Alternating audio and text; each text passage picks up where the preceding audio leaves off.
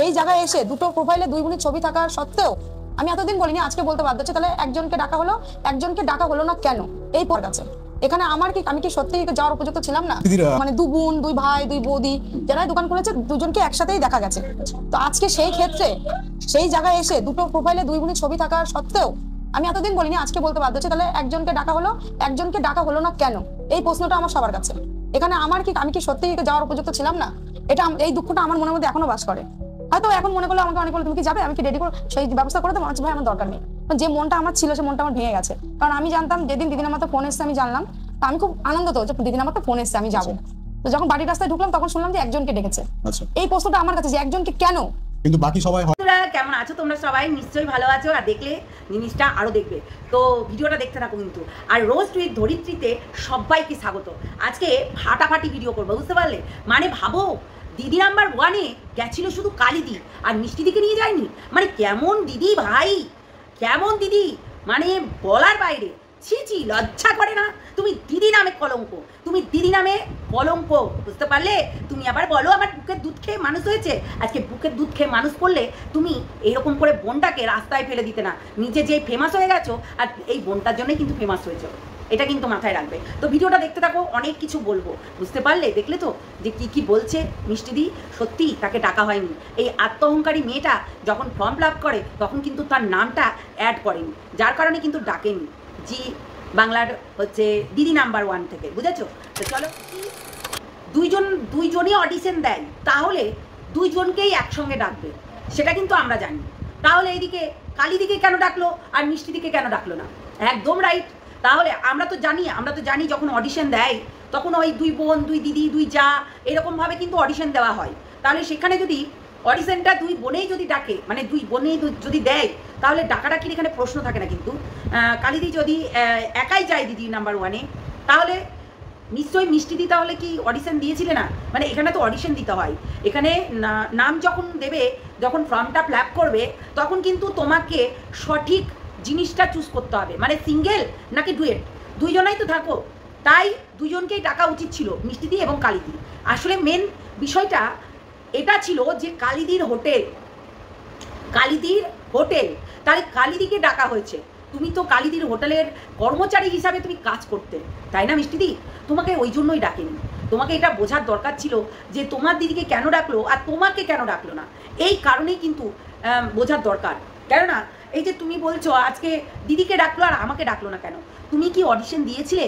যখন form fill up করা হয় তখন কিন্তু দুইজনকে ডাকবে, এমনভাবে ফর্ম ফিল আপ করতে হয়। তো সেখানে কিন্তু অন্তত ফর্ম ফিল আপ কিন্তু দুইজনকেই ডাকবে, এরকমভাবে ফর্ম ফিল আপ করতে হয়। মানে যখন ধরো ডাক আসলো, তোমাদের একটা ফোন কল আসলো যে এই দিনে তোমাদের একটা অডিশন নেওয়া হবে, তাই অডিশনের সময় নিশ্চয়ই তোমাদেরকে ডেকে সেই অডিশনটা নেবে। তাহলে ফর্ম ফিল আপ করেই তবেই কিন্তু দিদি নাম্বার 1-এর মঞ্চে কিন্তু যেতে পারবে। এটা কিন্তু মেন কথা। তাহলে কিসের জন্য তোমাদেরকে ডাকলো না? মানে তোমাকে পার্টিকুলার তোমাকে কেন ডাকলো না? তোমাকে ডাকা উচিত ছিল। সেখানে তোমার মেয়ে, ওর যে কালিদির মেয়ে, সেও কিন্তু হচ্ছে কর্মচারী হিসাবে কাজ করতো, তাকে কিন্তু ডাকেনি। মেয়ে মাকে ডাকেনি, কিন্তু শুধু মাকেই ডেকেছিল। তার মানে যখন অডিশনের পেপারটা এসেছিল তখন সেখানে তোমার নামটা দেওয়া হয়নি, সেখানে কালিদির নামটাই দেওয়া হয়েছে, যার কারণে আজকে তোমাকে ডাকেনি। দেখো, এটা কিন্তু দিদি নাম্বার 1, মানে জি বাংলার দিদি নাম্বার 1-এর কোনো দোষ নেই, কোনো টিমের দোষ নেই। দোষটা হচ্ছে তোমাদেরই এখানকার গণ্ডগোল। যারা অডিশন দেবে এবং একটা ফর্ম দেবে, ফিল আপ করবে, সেটা জমা দেবে, এইটার পরে বেস করে ডাকাডাকিটা, ঠিক আছে? এমনি ডেকে নিলেও চলে গেলাম, তা করলে হয় না। এখানে হচ্ছে তোমাকে রীতিমতো একটা ফর্ম দেবে, ফিল আপ করবে, জমা পড়বে, তবেই গিয়ে তোমাকে ডাকবে। না হলে এই যে দুই বোন, আমাদের দুই বোনকে ডাকতে হবে। তোমার এবার হোটেলের নামটা হচ্ছে কালিদির হোটেল, তাই কালিদিকে ডেকেছে, তোমাকে এই কারণেই ডাকেনি। এটা কিন্তু বুঝতে হবে, এটা কিন্তু তোমাকে বুঝতে হবে যে এখানে কালিদির নামটা মেন প্রাধান্য দিচ্ছে, কিন্তু তাই জন্য কালিদিকেই ডেকেছে, তোমাকে ডাকেনি। এটা কিন্তু বুঝতে হবে। তাই আমরা তো দেখতেই পাচ্ছি তোমাকে এই কারণেই ডাকা হয়নি। তো এইটা হচ্ছে তোমার দিদির কাজটাজি, তোমার দিদির মেয়ের কাজটাজি করেছে যে তোমাকে ডাকেনি। যেমনিটা তোমাকে এই যে নেমন্তন্ন করে গেল, তুমি যেটা বললে যে নেমন্তন্ন করে গেল, পাশ থেকে যাচ্ছে আসছে, তোমার দিদি সামনে দিয়ে যাচ্ছে আসছে, অথচ সে একদিনও তোমাকে বললো না যে বোন কালকে সকাল সকাল চলে যাস।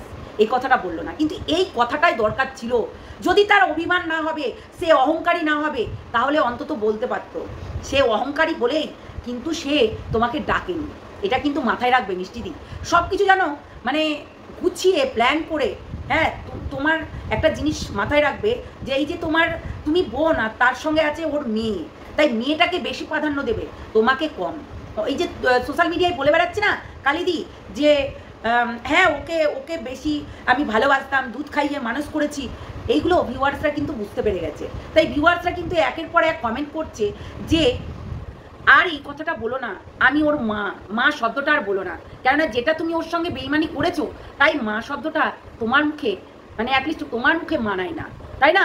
তো সেই জন্য তুমি বলো না এই কথাগুলো, কারণ যেটা সত্যি, যেটা ভিউয়ার্সরা দেখেছে, যার কারণে কিন্তু সেই চাঁদপাড়ার মোড়ে তোমার বোনের সঙ্গে আরও অনেক ইউটিউবার তারা কিন্তু তোমার হোটেলে যায়নি সেদিনকে, তোমার উদ্বোধনের দিন যায়নি। আজকে তোমার সেই হচ্ছে স্টেশনের ধারের যে হচ্ছে কুড়ে ঘরটা যেখান থেকে তুমি ফেমাস হয়েছো, আজকে সেখানে জায়গাটা তুমি ছোট করছো, আজকে যার কারণে তোমার কিন্তু আজকে তোমাকে মাছি মারতে হবে।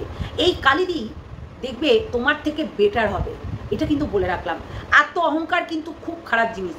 গুরু ভাবে সবসময় আমি তো গুরুদেব, কিন্তু গুরু এটা ভাবে না যাকে আমি মানুষ করেছি সে কিন্তু সব প্রসেসগুলো জানে, ঠিক আছে, সব পদ্ধতিগুলো জানে, যার কারণে ও কিন্তু আমার থেকে যে বড় হবে না, আমার থেকে যে টেকনিকগুলো সে বেশি জানবে না, এটা কোনোদিনও ভাববে না। কেননা সামনের জনকে তুমি যদি কমজোরি ভাবো, তাহলে কোনোদিনও তুমি ময়দানে নামতে পারবে না।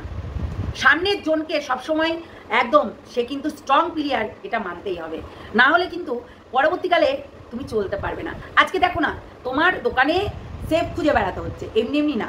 আজকে সেফ হিসাবে কাকে রেখেছিলে? না তো তোমার বোনকে। তোমার মেয়ে কি কাজ করতো? আজকে তোমার দুটো মেয়ে, 3টে মেয়েতে তোমার হাত বাটাচ্ছে আজকে দেখা যাচ্ছে, কিন্তু ফার্স্ট দিন কিন্তু এই বোন তোমার পাশে ছিল, এই বোন তোমার হেল্প করেছিল। আর বোনের সঙ্গে বেইমানি করলে সেইগুলো কি মানুষ বোকা নাকি? বুঝতে পারছে না? অনেক মানুষ বুঝতে পারছে। আজকে আত্ম অহংকার, তোমার যে এত টাকা পয়সা সমস্ত কিছু নাম ডাক, এই যে ফেমাস হয়ে গেছো তুমি, কিন্তু তাও তোমাকে হোটেলওয়ালি বলবে, মানে ওই কালিদির হোটেলের হোটেলওয়ালি বলবে। তুমি যে হোটেল চালাতে তুমি যতই ঠাঁটবাট দেখিয়ে নাও না কেন, তাও তোমাকে ওই ভাতের হোটেলের কালিদি, ওই হচ্ছে কালিদির হোটেলের কালিদি, এই কথাটাই বলবে, জানো তো?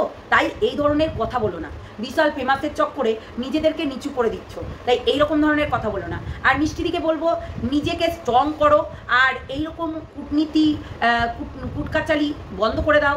এবং দেখো তোমরা আজকে নিজেদের ওপরেই কাদা চিটকি করছো, কেননা আজকে হয়তো তোমার দিদির ওপরে রাগ হয়েছে, যার কারণে তুমি বলছো, মুখ খুলেছো, কিন্তু তোমার দিদিও কম বলছে না। ওরে বাপরে, মানে তুমি যা বলছো, তুমি তো হালকা ফুলকার ওপর দিয়ে জাস্ট বলছো, কিন্তু তোমার দিদি বেশি বলছে। আমরা দেখেছি তোমার দিদি বেশি বলছে, এবং বালিশে মাথা দিয়ে কইতে পারবি তো, এইসব এরকম করে বলছে, মানে কতটা হিংস্রভাবে বলছে আমরা দেখতে পাচ্ছি। তার রুদ্র রূপটা যে পেছনে আছে সেটা কিন্তু অনেক সময় কিন্তু সামনেও প্রকাশ পাচ্ছে। আমরা জানি একটু কালিদি অহংকারী, খুব অহংকারী, যার কারণে তো বুঝতেই পারছো কি অবস্থা। শোনো, এই যে আত্ম অহংকারী মানুষগুলো তো বিশাল নিজেদেরকে অহংকার মনে করে, দিয়ে তারপরে কি হয় জানো তো, একদিন মুখ টুকরে পড়ে যাবে। তাই মিষ্টিদি স্ট্রং হয়ে খেলো, সত্যি কথা বলতে ঠিক বলেছো। একটু কিছু কিছু জিনিস তুমি যদি চুপে যাও, তাহলে কিন্তু কোনো দিনে হচ্ছে বাঁচতে পারবে না। আর এটা যদি প্রকাশ করতে পারো, অবশ্যই প্রতিটা মানুষ যদি এরকমভাবে প্রকাশ করতে পারে, তার দরকার আছে প্রকাশ করার। কেননা কিছু জিনিস না প্রকাশ করলে এইটা নিয়ে তোমাকে পুরে তো খাবেই ভেতরটা, তারপরে ওইটা নিয়েই তো ব্ল্যাকমেল চলে, তাই নাকি? দেখলে তো কেমন করে অভিশাপ করলো তোমাকে। তো তেমনি ওই মেয়েটা বেশি পাকা, ওই যে কালিদির ছোট মেয়েটা প্রচণ্ড পাকা, নিজেদেরকে বিশাল কিছু ফেমাস হয়ে গেছে। ভাই ঐশ্বরিয়া রায়ের মেয়েও কিন্তু হচ্ছে ঢাকা টুকা ড্রেস পরে, মানে নিজেদেরকে ফেমাস হচ্ছে চক্করে। সত্যি একদম জঘন্য থেকে জঘন্য লাগছে দেখে, সত্যি মানে আমরা বুঝতে পারি তো, মানুষকে দেখেই বোঝা যায়। তো যাই হোক, এইটাই কথা যে অডিশনের সময় তোমাদের নাম 2টো সিলেক্ট করা হয়নি, একটা সিলেক্ট করা হয়েছিল, যার কারণে তোমাকে ডাকেনি। তো সেটাই হচ্ছে কথা। চলো টাটা, নেক্সট ভিডিওতে দেখা হচ্ছে। কালিদিকে নিয়ে আসবো, কালিদির প্রচণ্ড ঘ্যাম, প্রচণ্ড অহংকার, প্রতিটা কথা তুলে নিয়ে এসে দেখাবো। মানুষ আজকে সত্যি তার বোন তার কাছে কাজ করেছে, সেই নিয়ে এসছে যে চল আমার কাছে কাজ করবি লকডাউনের সময়। তাহলে আজকে নিয়ে এসে সেই মানুষটাকে ছুঁড়ে ফেলতে পারলো? আজকে যখন তুমি ফেমাস হয়ে গেলে, নাম ডাক হয়ে গেল, তখন তুমি তোমার এই যে বোন যে কিনা তোমার হ্যান্ডেল করতো পুরো হোটেলটা, রান্না করা থেকে আরম্ভ করে ওই যে তাতে রান্না করা, দাঁড়িয়ে দাঁড়িয়ে রান্না করা থেকে আরম্ভ করে সমস্ত কিছু আমরা দেখেছি। এবং ক্যামেরাম্যান যারা হচ্ছে যেত ইউটিউবাররা, তাদেরকে অ্যাটেন্ড করা, তাদের সঙ্গে কথা বলা, আর তুমি তো পিছনে থেকে থাকতে, একদম পেছনে, কেউ দেখতে যেত না তোমাকে, কেউ দেখতেও না, আর কথাও বলতে পারতে না, ম্যা ম্যা ম্যা প্যা প্যা করতে, তোমার মুখ দিয়ে কথাই বেরোতো না। আর আজকে সত্যি মিষ্টিদি না থাকলে তাহলে হয়তো তোমার এত ফেমাস হতে পারতে না, কেননা ওই মানুষ 2-4টে কথা বলেই পালিয়ে আসতো। কিন্তু আজকে মিষ্টিদির জন্যই কিন্তু, মিষ্টিদির কথার জন্যই কিন্তু ফেমাস হয়েছে, এটা তো বলতেই হবে, নাম তো করতেই হবে, বাস সেটাই হচ্ছে কথা। চলো টাটা, সবাই ভালো থেকো, সুস্থ থেকো, সাবধানে থেকো, নেক্সট ভিডিওতে দেখা হচ্ছে।